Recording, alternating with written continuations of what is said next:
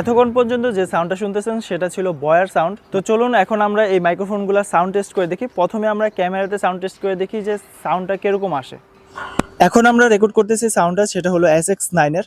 আমি কিন্তু এই পজিশনে রেখে মাইকটা থেকে সাউন্ডটা রেকর্ড করতেছি। আর এখানে কিন্তু ক্যামেরার সাথে কানেক্ট করা হয়েছে এই SX9টা। আর এটা কিন্তু 3টা মুড রয়েছে, আমি এখন রয়েছে নর্মাল মুডে। এখন যদি আমি একটা ট্যাপ করি সেটা চলে যাবে নয়েজ ক্যান্সেলিং মোডে। এখন আমরা নয়েজ ক্যান্সেলিং মোডে রয়েছে।